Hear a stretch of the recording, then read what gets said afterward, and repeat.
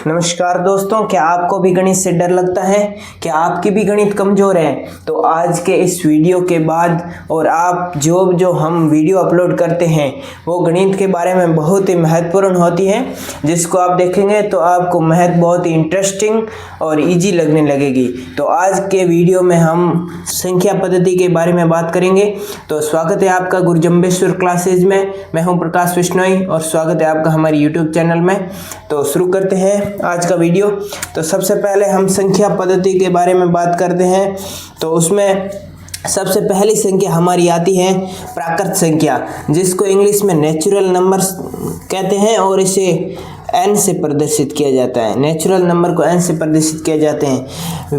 इसकी परिभाषा हो जाएगी वे संख्याएं जिसे गिनती में काम लिया जाता है, तो उन्हें क्या कहते हैं? प्राकृत संख्या कहते हैं।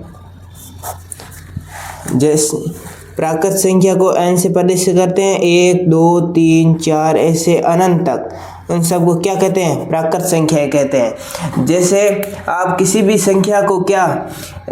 भी वस्तु को आप 1 से शुरू करके गिनते हैं, 0 से कभी नहीं करते, इसलिए जो प्रकृति में गिनने के काम आए उन्हें क्या कहते हैं? प्राकृत संख्या है। तो दूसरी हमारी है पूर्ण संख्या।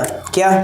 पूर्ण संख्या, जिसे इंग्लिश में होल नंबर कहते हैं और इसे W से प्रदर्शित करते हैं। यदि प्राकृत संख्या में 0 को भी शामिल कर लिया जाए, प्राकृत में 0 को शामिल कर लिया जाए तो वो पूर्ण संख्या बन जाती है। 0 के बिना संख्याएं अधूरी है, इसलिए अगर प्राकृत संख्या में 0 ऐड कर दिया जाए तो पूर्ण हो जाती हैं, इसलिए इसे पूर्ण संख्या कहते हैं। 0 प्लस प्राकृत संख्या क्या बन जाती है दोस्तों? पूर्ण संख्या पूर्ण बन जाती है।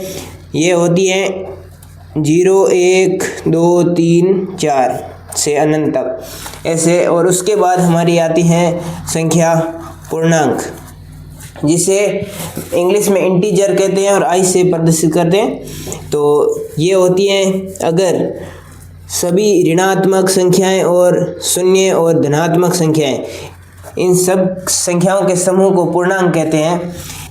ये माइनस अनंत से प्लस अनंत तक चलने वाली संख्याएं होती हैं, जिसे पूर्णांक कहते हैं। पूर्ण अंक ये पॉइंटों में नहीं हो सकती, ये पूर्णांक होती हैं। और उसके बाद हमारी आती है सम संख्या, इस चीज़ को इवन नंबर्स कहते हैं। और इसकी बात करें जो वे संख्याएं जो 2 से पूर्णतः विभाजित हो जाएं, अर्थात जिनके अंत में 2 4 6 8 ये 0 और है, ये जिनके अंत में आए वो सभी सम संख्या है। सबसे छोटी सम संख्या कौन सी है? 0। उसके बाद सबसे विषम संख्या की बात करते हैं। तो वे संख्याएं जिसमें 0 का भाग पूर्णतः नहीं जाए उन्हें क्या कहते हैं? विषम संख्याएं कहते हैं। जो 1 से शुरू हो, 1 3 5 7 अनंत तक, इस प्रकार से। उसके बाद आती है हमारी अभाज्य संख्या, जो काफ़ी इम्पोर्टेंट है। अब बात करते हैं अभाज्य संख्या की।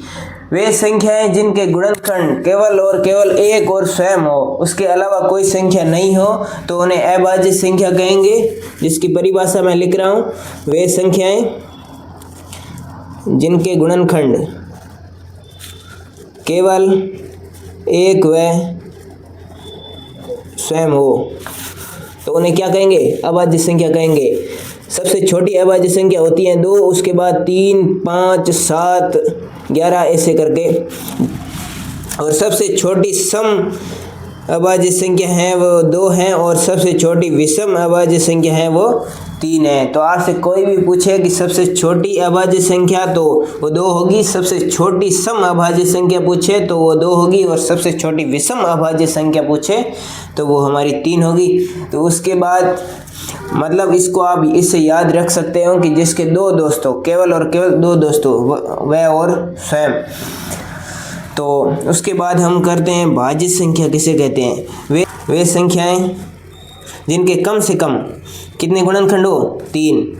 कम से कम 3 गुणनखंड हो तो उनके क्या कहते हैं? भाज्य संख्या कहते हैं। तो आज हमने संख्या पद्धति के बारे में जानकारी प्राप्त की।